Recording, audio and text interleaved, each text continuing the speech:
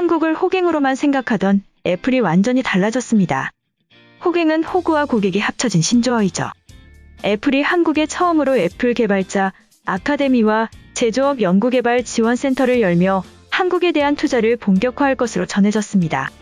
지난 27일 애플은 내년에 포항공과대학교와 손잡고 한국의 첫 번째 애플 개발자 아카데미와 제조업 R&D 지원센터를 연다고 밝혔습니다.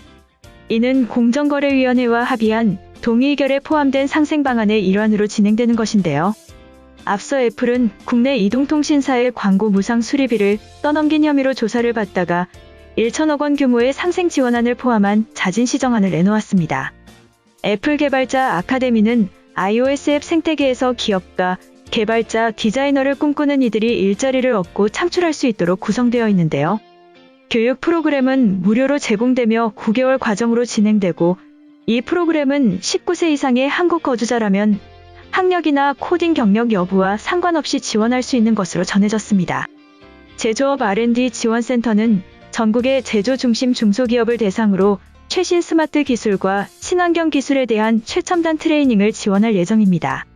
국내 제조 중심 중소기업에게 애플의 전문가와 장비들을 직접 연결해 자사의 기술과 공정, 제품을 업그레이드할 수 있는 기회를 제공할 것으로 전해졌죠. 아울러 애플은 전국 학교, 지방교육청과 협력해 수천 대의 아이패드를 학교와 저소득층 가정에 공급할 것이라고 밝혔는데요. 애플의 커리큘럼인 에브리원 캔 코드, 즉 누구나 코딩을 할 수 있게 하는 것과 에브리원 캔 크리에이트, 누구나 창작을 할 수 있도록 도와주는 프로그램도 내년부터 한국어로 제공할 계획입니다. 윤구 애플 코리아 제너럴 매니저는 애플은 한국에서 미래의 일자리 창출을 지원하게 될 의미 있는 투자를 확장하게 됐다. 애플 개발자 아카데미와 제조업 R&D 지원센터는 한국 개발자와 기업가, 학생들에게 핵심적인 기술과 지식을 공유함으로써 국가적인 경제적 기회 창출에 기여할 것이다라고 말하였는데요. 이철우 경상북도지사는 애플의 투자는 경상북도 지역은 물론 전국적으로 경제적 기회를 발굴하게 될 것이며 앞으로의 협업을 통해 이 지역에 새로운 산업을 키우고 일자리를 만들어내기 기대한다고 밝혔습니다. 한편 한국에 투자하는 것과 동시에 미국은 이제는 한국이 미국이 세계 시장을 장악하는데 위협이 된다 말하며 견제하고 나서고 있는 것으로 전해졌죠. 미국의 일간지인 블룸버그 통신이 지난 27일 한국 연예계의 최신 히트작 오징어 게임으로 관련 주가가 폭등하고 있으며 한국의 콘텐츠가 할리우드에 심각한 위협이 되고 있다고 보도하였습니다. 오징어 게임은 456억 원의 상금이 걸린 이상한 서바이벌 게임에 참가한 사람들이 최후의 승자가 되기 위해 목숨을 걸고 극한의 게임을 벌이는 이야기이죠. 오징어 게임은 넷플릭스 글로벌 랭킹 1위에 올랐고 한국 드라마 최초로 미국 내 서비스 1위를 차지하였는데요. 이에 따라 관련 업체의 주가가 연일 급등하고 있는 것으로 전해졌습니다. 오징어 게임의 주연 배우 이정재의 소속사 지분을 보유하고 있는 버킷 스튜디오는 지난 3거래일 동안 90% 폭등하였고 이외에 다른 관련주도 급등하고 있는 것으로 알려졌는데요. 한국 콘텐츠 산업 전문가인 더글러스 김은 버킷 스튜디오는 오징어 게임의 간접 수혜자일 뿐인데도 주가가 급등하고 있다. 한국 콘텐츠의 경쟁력이 날로 높아지고 있어 한국 연예 산업의 주가가 향후 수년간 더욱 상승할 것이다라고 전망하였습니다. 블룸버그는 오징어 게임에서 볼 수 있듯 한국의 콘텐츠 생산 능력은 세계 엔터테인먼트 산업을 지배하고 있는 할리우드에 필적할 만하다. 한국의 콘텐츠가 할리우드에 심각한 위협이 되고 있다고 보도하였죠. 한편 오징어 게임은 가진 자와 못 가진 자의 싸움을 묘사한 것으로 지난해 오스카상을 수상한 기생충과도 일맥상통한다고 블룸버그는 소개하였습니다. 다음으로 일본이 까불거리며 들이대자 한국이 단칼에 쳐내버리는 상황에 대해서 말씀드리겠습니다. 그동안 세계의 올바른 역사를 알리며 한국 홍보에 앞장서고 있는 서경덕 교수는 어떠한 상황에서도 온화하지만 단호한 말투를 사용하였는데요. 이러한 그가 최근 일본의 망언에 더 이상 참지 못하고 분노한 것으로 전해졌습니다. 서경덕 성신여대 교수가 일본 차기 총리 후보의 독도 관련 망언에 대해 입 조심하라고 경고한 것으로 알려졌는데요. 요미우리 신문은 다카이치 전 총무상이 지난 25일 효고현 의회와의 온라인 간담회에서 독도에 한국이 더 이상 구조물을 만들지 않게 하겠다고 말했다고 보도하였습니다.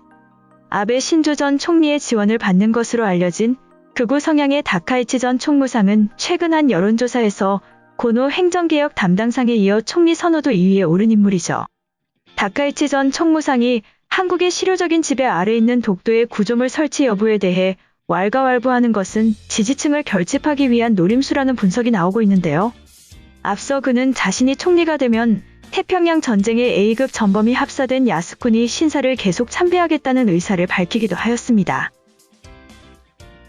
이러한 일본 총리 후보의 발언에 서 교수는 일본 정부는 한국이 현재 실효적으로 지배하고 있는 독도에 추가 구조물을 설치하는 것을 막을 방법이 전혀 없다고 말하였죠. 이어 아무리 극우 지지층을 결집시키려는 의도라 하더라도 남의 나라 영토를 자신이 어떻게 하겠다고 하는 말은 너무나 예의 없고 매우 무례한 행동이다라고 비판하였습니다. 서 교수는 갑자기 다카이치 전 총무상이 차기 일본 총리가 된다면 제일 먼저 독도로 달려가 구조물 하나를 설치해봐야겠다는 생각이 들었다. 어떻게 반응할지 꽤 재밌을 것 같다고 말하며 망언에 대해 비판하였는데요. 그러면서 아무리 발버둥쳐도 일본 총리가 막을 수 없다는 것을 전 세계인들에게 보여준다면 아주 의미 있는 일이 될 것이라 생각한다. 다카이치 전 총무상, 입 조심하세요. 입을 잘못 쓰면 나중에 큰 화를 부를 수 있을 것이다라며 경고한 뒤 일본 정치인 수준 알만합니다라는 해시태그를 남겼습니다.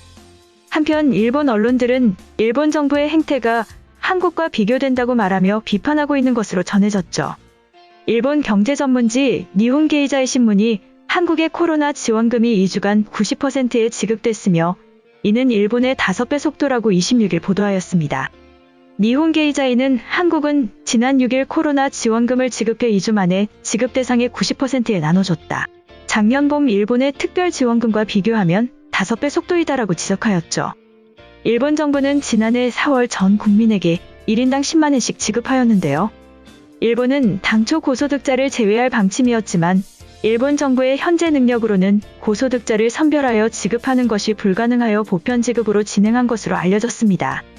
니혼게이자의 신문은 한국이 5배 빨랐다고 했지만 실제 일본에서 재난지원금 지급은 반년 넘게 걸린 것으로 알려졌는데요. 이는 행정 시스템 등의 디지털화가 한국보다 엄청나게 늦기 때문이죠. 한국은 디지털로 데이터를 주고받고 지금 역시 디지털을 통해 이루어지지만 일본은 우편으로 대상자를 통보하고 수작업을 통해 지급이 이루어진 것으로 전해졌습니다.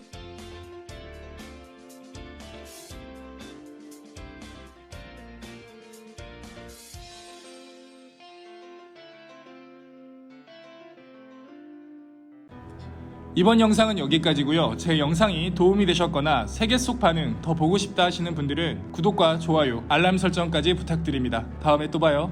안녕.